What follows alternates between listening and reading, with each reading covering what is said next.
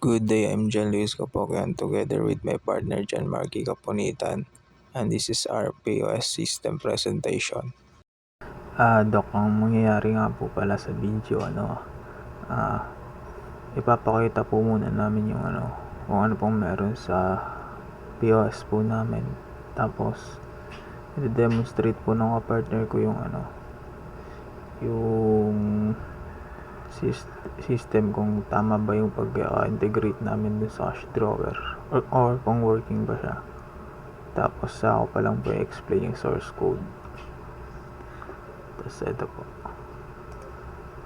Start na po tayo. So, yun nga po. Since na po natin, na-explain ko na po ito sa previous video po, yung midterm exam po. Diretso na po tayo sa sa pinakamin po, sa cashier po, sa cashier form po. Wait lang.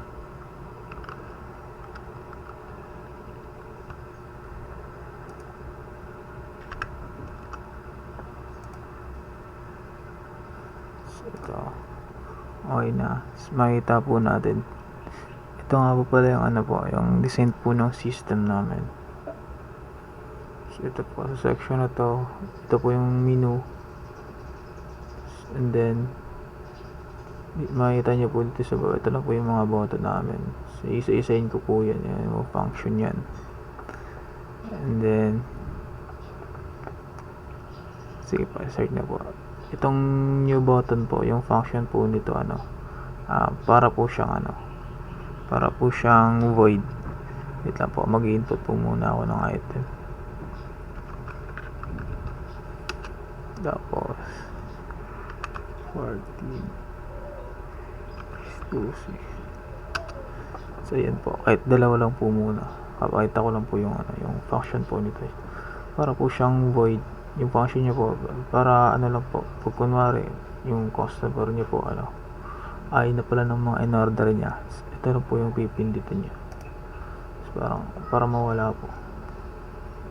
And then ito naman po, kung gusto niyo naman po yung specific na item is may isa lang. Pag kunwari yung sa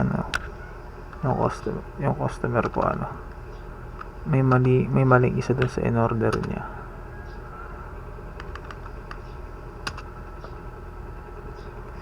Ito po, i-input lang po ako ng item. So, ito po kunwari mali po in-order niya yung isa, tabi sa gitna. Imbis po na pindutin niya yung new, ito na lang po yung remove. Tapos tawag tayo sa set discount. Yung set discount po, makita niyo po dito sa po to, sa parang section na po to. May po dito sa discount. Pwede niyo po i-set yun kung ilan yung gusto niyo. Kunwari gusto mo 2% discount, update discount, success. Okay na po. Nabago niya na po yung doon, yung discount. And then dito naman po sa yung report button,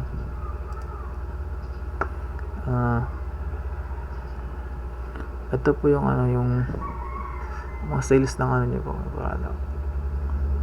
yung ngayon po, yung nakita niyo po dito sa taas, yan po yung total sales po ng pangkalahatan po. Pero kung gusto niyo naman po yung lang, yung makita niyo diyan yung total sales ng po ng yung sales niyo lang po ng yung araw, today, i-click niyo lang po ito para ma-filter po siya. 11.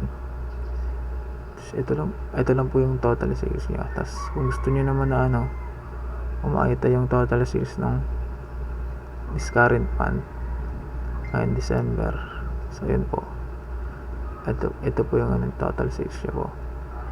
Pero kung naman po, gusto yung specific na araw po, kunwari 10, padalas mo lang 10, filter, ito lang po, isa lang po yung nabenta nyo, ito lang po 165. Tapos kung naman po, pag kunwari gusto for example, yung sales mo ng ano, gusto mo makita ng 8, 9, 10. Set mo lang po. Tapos, tsaka may filter. Ito po, 8, 9, 10. Yung total sales po ng 3 days na yun. Nung mula 8 hanggang 10. So, lang po. Ito lang po yung laman nito. Tapos, dito naman po sa manage product button.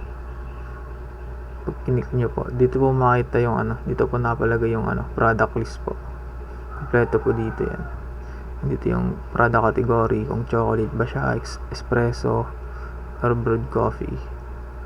Tapos, dito rin po sa section na to, makapag-add ng panibagong product, makapag-edit ng product. Pag kunwari pinalitan nyo na ng pangalan, edit mo lang dito. Tapos, dito ka rin po makapagbura. Pag kunwari, itong copy paste na to po, wala na po yan sa menu nyo. Delete nyo lang po dito. So, ayun.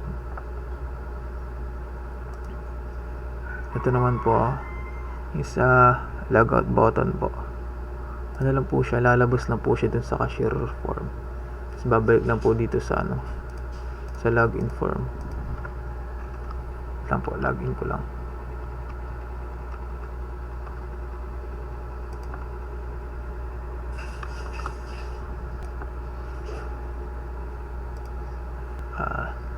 Try naman po natin mag-purchase po. Kasi ito, mag-input lang ako ng product. Try natin tong payment button.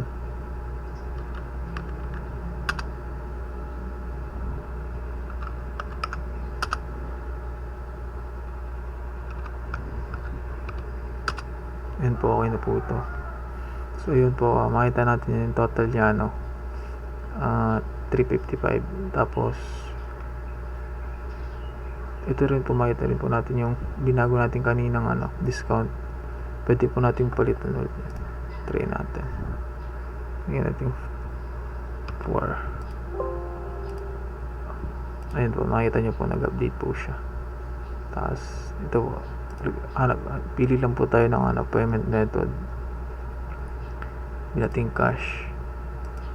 Lagyan natin eksaktong 400. So yun, may sukuli pa ako 51 and 48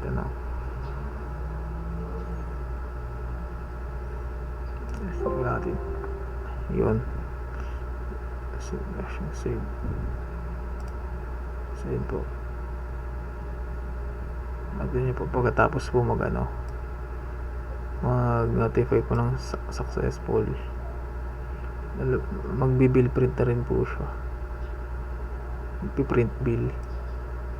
So ito po yung niya, tsura po ng resibo po namin. Then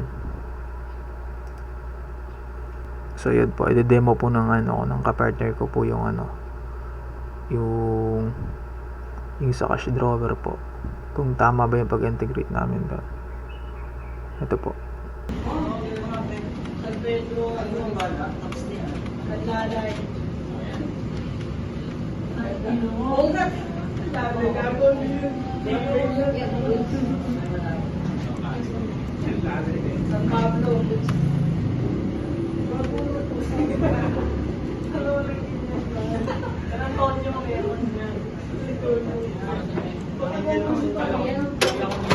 Yun!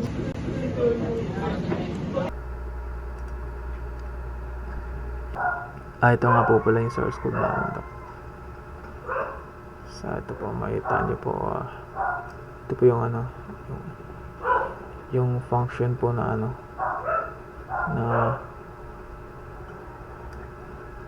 na i-reflect po yung or ilalabas po dun sa data grid yung mga item po na in-order nyo. Ito po yung function na yun.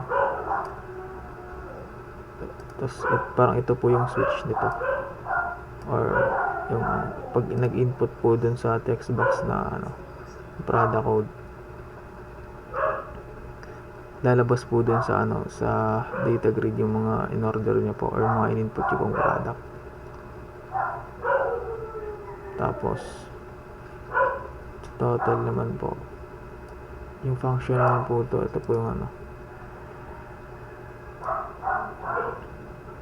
ito po yung parang logic po dun yung kung paano po nakakompute yung system yung yung total niya po, yung total po ng bill niya. Tapos ito naman yung save bill function.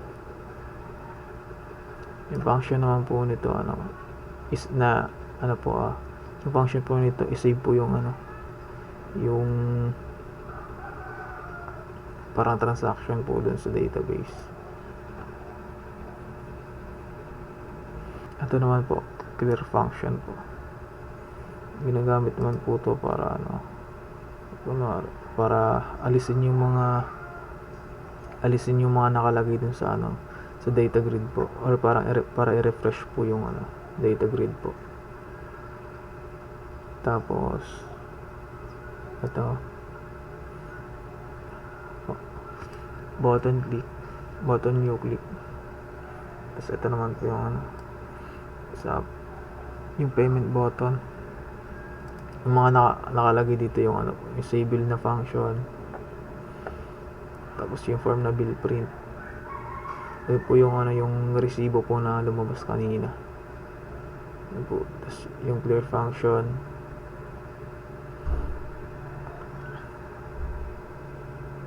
Tapos ito naman po yung sa cash drawer po. Tapos ito naman po yung code na to. Sa cash drawer din po ito. At ito naman po yung function na to.